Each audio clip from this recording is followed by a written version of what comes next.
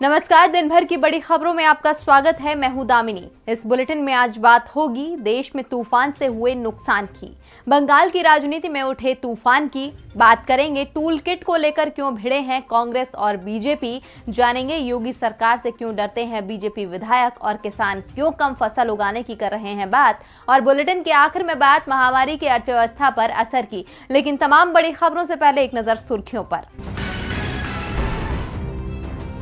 पिनराई विजयन की नई सरकार में सारे नए चेहरों को बनाया जाएगा मंत्री। के शैलजा बनेंगी पार्टी विहिप। विधानसभा चुनावों में वरिष्ठ नेताओं को नहीं दिए गए थे टिकट। अक्टूबर तक दूसरे देशों को वैक्सीन नहीं देगी सरकार, भारत में ही होगा टीके का इस्तेमाल। टीकाकरण अभियान में तेजी लाने के लिए लिया गया फैसला। राजस्थान में फिर सामने आई अंतर्कलह। कांग्रेस विधायक हेमाराम चौधरी ने विधायक पद से दिया इस्तीफा। पूर्व में कैबिनेट मंत्री रह चुके हैं कांग्रेस नेता हेमाराम चौधरी। और बढ़त के साथ बंद हुआ शेयर बाजार। सेंसेक्स 613 अंकों की बढ़त के साथ 15,194 के स्तर पर हुआ बंद। निफ्टी 185 अंकों की बढ़त के साथ 15,109 के स्तर पर हुआ बंद। सुर्खियों के बाद बात आज की बड़ी खबर की। ताउते तूफान गुजर गया है, लेकिन इस गुजरे हुए तूफान ने गहरे जख्म जरूर छोड़ दिए हैं जो वर्षों तक लोगों के मन में बने रहेंगे। वैसे तो तूफान आने की सूचना पहले ही मिल चुकी थी, इसका रास्ता क्या होगा इसका अनुमान भी पहले ही लगाया जा चुका था। तूफान अपने रास्ते पर ही चला, लेकिन तूफान इतना तेज था जिससे नुकसान से बचा नहीं जा सका। तूफान अब कमजोर पड़ चुका है, तो ताउते का कहां रहा असर, देखिए ये रिपोर्ट। कर्नाटक, केरल, महाराष्ट्र और गोवा को डराने के बाद अरब सागर में उठे चक्रवाती तूफान ताउते ने कल रात गुजरात में दस्तक दी। लगभग 150 किलोमीटर से भी ज्यादा तेजी से चलने वाली हवाओं की जद में जो भी आया उसने नुकसान ही उठाया। अरब सागर में 4 जहाजों के फंसे होने की खबर है, जिसमें से 2 तक राहत भी पहुंचाई जा चुकी है और बाकी 2 तक राहत पहुंचाने की कोशिशें जारी हैं। जहाजों पर फंसे 200 से ज्यादा लोगों को निकाल लिया गया है और करीब 400 से ज्यादा लोगों को निकालने का काम जारी है। दावा है कि अगले कुछ घंटों में जहाज पर फंसे सभी लोगों को निकाल लिया जाएगा। ताउते का सबसे ज्यादा असर गुजरात और महाराष्ट्र में देखा गया, यहीं सबसे ज्यादा नुकसान हुआ। मुंबई में हवाओं की रफ्तार 120 किलोमीटर प्रति घंटे से ज्यादा रही। महाराष्ट्र के ऊर्जा मंत्री नितिन राउत ने बताया कि तूफान से मुंबई, ठाणे, सिंधुदुर्ग, रत्नागिरी, रायगढ़, पुणे, पालघर और कोल्हापुर में नुकसान हुआ है। लेकिन तूफान का असली असर दिखा गुजरात में, क्योंकि तूफान को सीधा यहाँ ही टकराना था।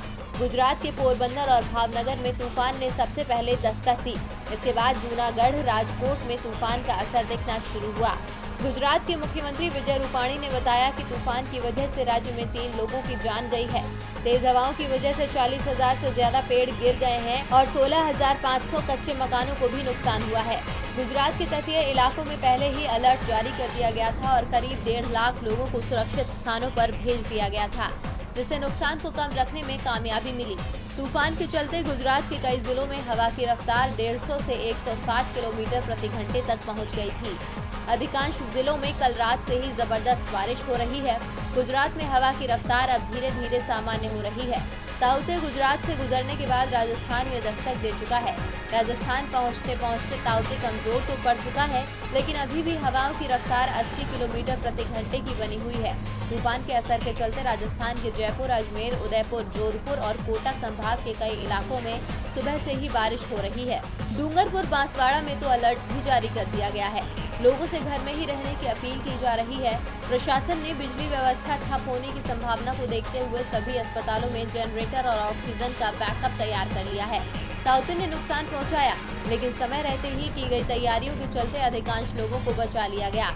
ताउते द्वारा छोड़ी गई परेशानियों से अभी निपटने की कोशिशें चल रही हैं कि एक नई मुसीबत दस्तक देने की तैयारी शुरू कर चुकी है। मौसम विभाग ने बताया है कि अंडमान के पास एक नया तूफान विकसित होने के संकेत मिल रहे हैं। ये 23 मई को पूर्वी तट की ओर बढ़ेगा। इसके रास्ते और दिशा के बारे में 1-2 दिन में स्थिति साफ होगी। गुजरात से तूफान निकल चुका है, लेकिन बंगाल की राजनीति में उठा तूफान अभी थमा नहीं है। ममता सरकार की मुश्किलें कम नहीं हो रही हैं। नारदा स्टिंग केस में 2 कैबिनेट मंत्रियों, एक विधायक और एक पूर्व मेयर को सीबीआई ने कल गिरफ्तार किया था, जिन्हें देर शाम सीबीआई की विशेष अदालत ने जमानत दे दी थी। लेकिन देर रात कोलकाता हाईकोर्ट ने विशेष सुनवाई के तहत चारों आरोपियों की जमानत को रद्द करते हुए जेल भेज दिया। आइए देखते हैं पूरी रिपोर्ट। पश्चिम बंगाल में नारदा स्टिंग ऑपरेशन में फंसे नेताओं में से फिरहाद हकीम, सुब्रत मुखर्जी, मदन मित्रा और सोवन चटर्जी को कल सीबीआई की टीम ने गिरफ्तार किया था। इन 4 नेताओं में से 2 फिरहाद हकीम और सुब्रत मुखर्जी इस वक्त ममता सरकार में कैबिनेट मंत्री हैं, जबकि मदन मित्रा टीएमसी के विधायक हैं और सोवन चटर्जी कोलकाता के पूर्व मेयर रह चुके हैं।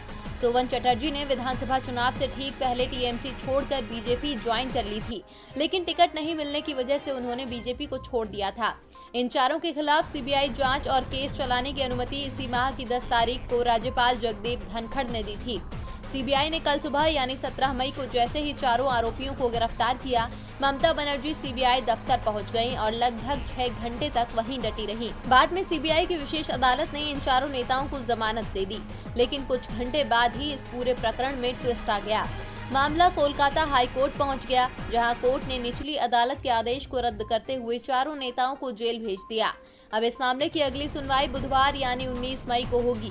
टीएमसी का आरोप है कि बीजेपी बंगाल विधानसभा चुनावों में मिली अपनी हार की खींच उतार रही है, जिन्हें जनता ने नकार दिया। वो सीबीआई का इस्तेमाल कर ममता सरकार को परेशान कर रहे हैं, जबकि बीजेपी टीएमसी के आरोपों से इनकार कर रही है। दरअसल ये मामला 5 साल पुराना है। 2016 में बंगाल में असेंबली इलेक्शन से पहले नारदा न्यूज पोर्टल ने एक टेप जारी किया था।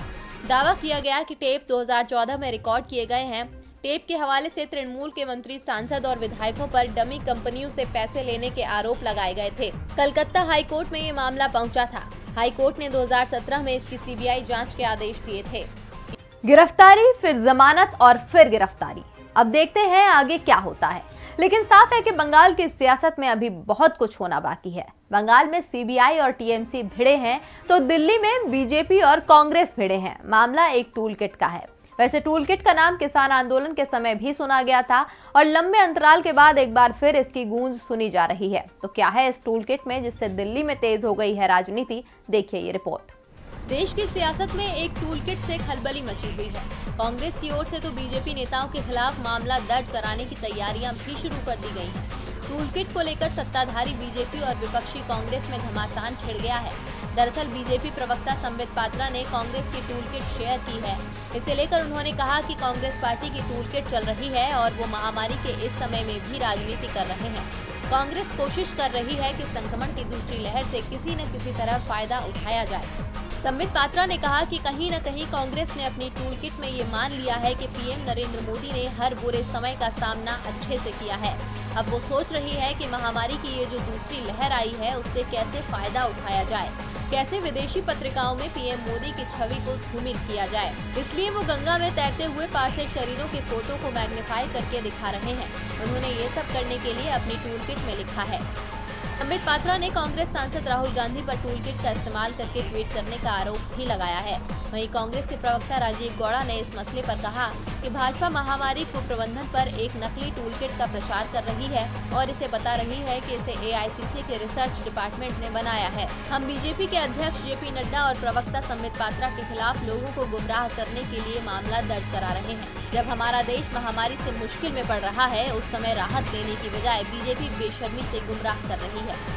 सोशल मीडिया पर अपने बात रखो तो उस पर भी अब सवाल उठने लगे हैं। सरकार से सवाल कहां पूछे जाएं? केंद्र में मोदी सरकार से सवाल पूछो तो जवाब आता नहीं है, और जवाब आता भी है तो जिससे पूछा जाता है उसकी जगह कोई और दे रहा होता है। गनीमत है कि कभी कभी जवाब मिल जाता है, लेकिन बात यूपी की हो तो यहाँ सवाल ही नहीं पूछा जाता। ऐसा नहीं कि यहाँ समस्याएं नहीं है, यहाँ सवाल डर के चलते नहीं पूछा जाता। सरकार का डर विरोधियों में ही नहीं बल्कि सत्ताधारी पार्टी के विधायकों में भी है। बीजेपी के एक विधायक ने तो यहाँ तक कह दिया कि यदि हम ज्यादा बोले तो हमारे लिए बहुत बड़ी मुश्किल हो जाएगी। तो क्या कहा है बीजेपी विधायक ने, देखिए ये रिपोर्ट। यूपी में संक्रमण को लेकर अस्पताल और गंगा के किनारों से जो तस्वीर सामने आई, उन्हें दिखाया भी नहीं जा सकता। गंगा में बहते इंसानी शरीर, अस्पताल में इलाज के अभाव में जान देते लोग, लेकिन सरकार का दावा है कि सब कुछ ठीक है। यूपी में सबसे ज्यादा टेस्ट हो रहे हैं, यहाँ संक्रमण को बढ़ने से रोक दिया गया है। सरकार के दावे तो बड़े बड़े हैं, लेकिन जमीन पर क्या हो रहा है ये सभी को दिख रहा है।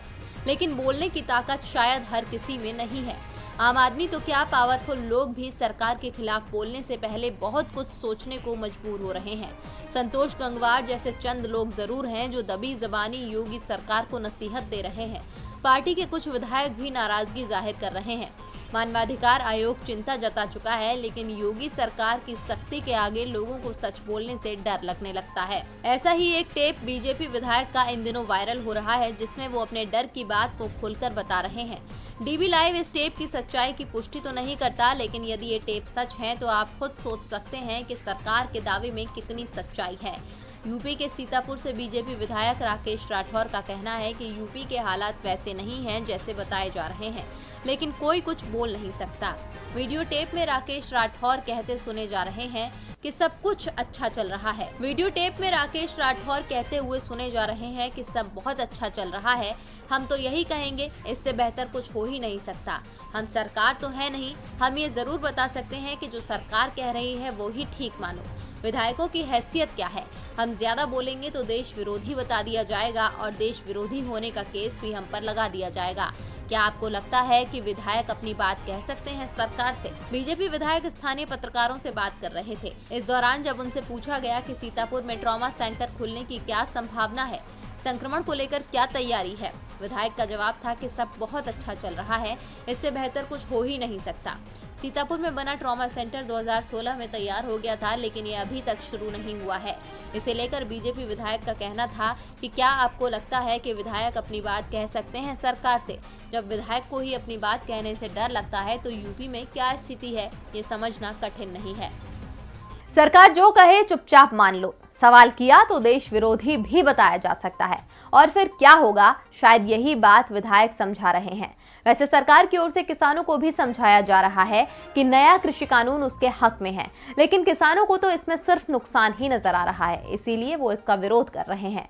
किसानों के विरोध का सरकार पर कोई असर होता नहीं दिख रहा है, इसीलिए किसानों ने अब फसल के सही दाम लेने के लिए नई रणनीति तैयार की है। इससे किसानों को तो फायदा हो सकता है, लेकिन देश को बहुत बड़ा नुकसान होना तय है। तो किसान और सरकार की लड़ाई में देश का क्या हो सकता है नुकसान, देखिए ये रिपोर्ट। किसानों के आंदोलन को चलते हुए 170 से ज्यादा दिन हो चुके हैं। आंदोलन पूरे देश में फैल चुका है। किसान आंदोलन का नुकसान अभी हाल में हुए यूपी में पंचायत चुनावों में बीजेपी उठा चुकी है, लेकिन इसके बावजूद मोदी सरकार नए कृषि कानूनों को रद्द करने को तैयार नहीं है। सरकार के रवैये को लेकर किसान नेता राकेश टिकैत ने कहा कि यदि कृषि कानूनों को वापस नहीं लिया गया और किसानों को उनकी फसल का सही मूल्य नहीं मिला तो फिर किसान ऐसा कदम उठाएंगे जिसके बारे में सरकार अंदाजा भी नहीं लगा रही है। टिकैत ने कहा कि नए कृषि कानून अगर वापस नहीं लिए गए तो किसान फसलों का उत्पादन करना कम कर देंगे। किसान जब फसलों और अनाज का उत्पादन कम करते हैं तो उनकी कीमतें बाजार में बढ़ जाती हैं, जिससे किसानों को फसलों की ज्यादा कीमत मिलती है। लेकिन जब किसान उत्पादन बढ़ा देता है तो उसे लाभ नहीं मिलता, क्योंकि बाजार में फसलों की कीमत बहुत कम रह जाती है। फसल का उत्पादन करने के लिए किसान डीजल, दवाइयां और श्रम लगाता है। किसानों में इस बात की सहमति भी है कि इस बार हम लोग फसलों का उत्पादन कम कर दें, जिससे किसानों को फायदा हो। हम 6 महीने से आंदोलन कर रहे हैं, लेकिन सरकार ध्यान नहीं दे रही है। ऐसे में हमारे पास सीमित खेती करने का ही विकल्प बचता दिख रहा है। राकेश टिकैत ने कहा कि 2007 से पहले देश में गेहूं की कमी थी। गेहूं विदेश से मंगाना पड़ता था। उस समय किसानों को गेहूं के बाजार में भी ठीक ठाक दाम मिल जाते थे। गेहूं की कमी को देखते हुए उस समय के प्रधानमंत्री मनमोहन सिंह ने किसान नेताओं से बात की। उन्होंने किसान नेता महेंद्र सिंह टिकैत से कहा था कि देश में गेहूं का उत्पादन कैसे बढ़े, कोई फॉर्मूला बताएं। सरकार ने किसानों का साथ मांगा तो किसानों ने देश में ही गेहूं का इतना उत्पादन शुरू कर दिया कि विदेश से गेहूं मंगाने की जरूरत नहीं पड़ी। लेकिन आज देश में सरकार नाम की कोई चीज भी नहीं बची है। किसान फसल कम उगाएंगे तो देश में अन्न की कमी हो सकती है, यानी साफ है कि ऐसा हुआ तो महंगाई का सामना भी करना पड़ सकता है। किसान क्या करेंगे, इस पर नजर रखेगी। नजर बिहार सरकार की भी योगी सरकार के एक प्रोजेक्ट पर है। योगी जहां इसे मास्टर स्ट्रोक बता रहे हैं, वहीं बिहार सरकार की नींद इससे उड़ गई है। यहां तक कि बिहार के बीजेपी विधायक भी नीतीश कुमार से शिकायत कर रहे हैं कि योगी के प्रोजेक्ट को रुकवाएं। तो क्या है योगी सरकार का ये प्रोजेक्ट जिसने उड़ा दी है नीतीश कुमार की नींद, देखिए ये रिपोर्ट। उत्तर प्रदेश की योगी सरकार गंडक नदी के तट पर बसे गांवों को बरसात के समय नदी के पानी से आने वाली परेशानी से बचाने के लिए पायलट चैनल का निर्माण करा रही है, ताकि नदी की धारा यूपी सीमा से सटकर बहने के बजाय बिहार को मोड़ दी जाए। योगी सरकार के इस फैसले का बिहार में बीजेपी की ओर से ही ज्यादा विरोध हो रहा है। नीतीश कुमार तो अभी तक चुप्पी साधे हुए थे, लेकिन बीजेपी विधायक और पूर्व मंत्री विनय बिहारी के इस्तीफे की चेतावनी के बाद अब नीतीश सरकार के मंत्री संजय झा और विभाग के प्रधान सचिव को पत्र लिखकर चैनल निर्माण कार्य बंद कराने का अनुरोध किया है। पर्यटन मंत्री नारायण प्रसाद ने पत्र में लिखा है कि उत्तर प्रदेश की एजेंसी द्वारा चैनल का निर्माण किया जा रहा है, जिससे उत्तर प्रदेश की नदियों की मुख्य धारा बिहार की गंडक नदी में हो जाएगी। इससे चंपारण तटबंध और दबाव बढ़ेगा। इसका असर योगापट्टी, बैरिया और नौतन प्रखंड में पड़ेगा। पानी के तेज प्रवाह से हुए नुकसान में जिला मुख्यालय बेतिया भी प्रभावित हो सकता है। बेतिया के एसडीओ द्वारा चैनल निर्माण पर रोक के बाद रात में काम कराया जा रहा है। इससे जनता में काफी आक्रोश है। अगर सरकार ने इस संदर्भ में कोई निर्णय लिया है तो उसकी समीक्षा होनी चाहिए। इससे पहले भाजपा विधायक विनय बिहारी ने भी इस योजना का विरोध करते हुए डीएम को संबोधित एक वीडियो संदेश जारी किया। उन्होंने कहा कि योगापट्टी प्रखंड की 70,000 आबादी के जीवन का सवाल है। उसको बचाने के लिए आवश्यकता पड़ी तो मैं अपने पद का भी त्याग कर दूंगा, इसीलिए इसे अपने स्तर पर देखिए। मेरी बात को मुख्यमंत्री, जल संसाधन मंत्री और विभाग के अधिकारियों तक पहुंचाइए। नदी की धारा को मोड़ने की अनुमति बिहार सरकार की ओर से किस तरह से दी गई है, ये मुझे मालूम नहीं है। इसके अलावा विनय बिहारी ने उप मुख्यमंत्री रेणु देवी को भी एक पत्र लिखकर इस्तीफा देने की बात कही। आपको बता दें कि पायलट चैनल निर्माण का असर बिहार के पश्चिम चंपारण जिले के कई प्रखंडों के दर्जनों गांवों पर पड़ने की आशंका है। इन गांवों के लोगों का कहना है कि यूपी के कई गांवों में हर साल पानी के तेज प्रवाह और कटाव से मुश्किल खड़ी हो जाती है। अब यूपी सरकार ऐसा चैनल बना रही है जिससे ये बिहार के हिस्से में सिर्फ मुश्किलें ही आएंगी। इसी बात पर योगी और नीतीश आमने सामने हैं। अब देखना होगा कि इस लड़ाई का क्या नतीजा निकल कर आता है। और बुलेटिन के आखिर में बात अर्थव्यवस्था के सामने आई मुश्किल की। महामारी की दूसरी लहर का कहर देश पर इस कदर बरपा है कि हर तरफ हाहाकार मचा है। देश की बुनियाद यानी अर्थव्यवस्था पूरी तरह से हिल चुकी है। न तो व्यापार है और न ही रोजगार। इस स्थिति को लेकर तमाम रेटिंग एजेंसियां भारत की अर्थव्यवस्था में गिरावट का अनुमान लगा रही हैं, तो देश की चिंता को बढ़ा रहा है। तो क्या कहते हैं आंकड़े, देखिए इस रिपोर्ट में। महामारी ने जब देश में पहली बार दस्तक दी तो अर्थव्यवस्था हरे निशान से सीधा लाल निशान पर पहुंच गई। हालात ऐसे बिगड़े जिसे संभालना बेहद मुश्किल हो गया। लेकिन अब एक बार फिर स्वास्थ्य मुसीबत ने अपना प्रकोप दिखाना शुरू कर दिया है, जिसका गहरा असर अर्थव्यवस्था पर पड़ा है। इसीलिए तमाम रेटिंग एजेंसियां जीडीपी के आंकड़ों में गिरावट का ही अनुमान लगा रही हैं। अंतर्राष्ट्रीय रेटिंग एजेंसियों और विशेषज्ञों का मानना था कि इस साल जीडीपी की वृद्धि दर 12% के आसपास रहेगी, लेकिन जेपी मॉर्गन ने इसे घटाकर 11% कर दिया है, जबकि मूडीज के अनुसार ये 9.3% रहेगी। ये अनुमान देश में बेपटरी होते व्यापार को देखते हुए लगाया गया है। दरअसल अप्रैल के महीने में वाहनों की बिक्री 30% घट गई, जबकि मनरेगा के तहत रोजगार की मांग 2 करोड़ 45 लाख हो गई। वहीं ट्रैक्टर और मोटरसाइकिल की बिक्री में दहाई अंकों की गिरावट दर्ज की गई। वहीं पूर्णबंदी की वजह से होटल, रेस्टोरेंट, यात्रा, पर्यटन जैसे सेवा क्षेत्रों पर काफी असर पड़ा है। Centre for monitoring Indian economy के आंकड़ों के मुताबिक उपभोक्ता भावना सूचकांक में अप्रैल में 3.8% की गिरावट आई है। महामारी का असर न केवल आम लोगों पर देखा जा रहा है, बल्कि सरकार का खजाना भी खाली हो रहा है। आंकड़े बताते हैं कि ई वे बिल की संख्या मार्च के 7 करोड़ के मुकाबले अप्रैल में 5.8 करोड़ रह गई। वहीं स्टील, ईंधन और सीमेंट की खपत में भी गिरावट आई। हालांकि इन आंकड़ों के बावजूद कहा जा रहा है कि पिछली बार की तुलना में व्यापार को ज्यादा नुकसान नहीं पहुंचा। जानकारों का मानना है कि पिछले वित्तीय वर्ष की पहली तिमाही में हुए देशव्यापी पूर्णबंदी से अर्थव्यवस्था 23.9% सिकुड़ गई थी।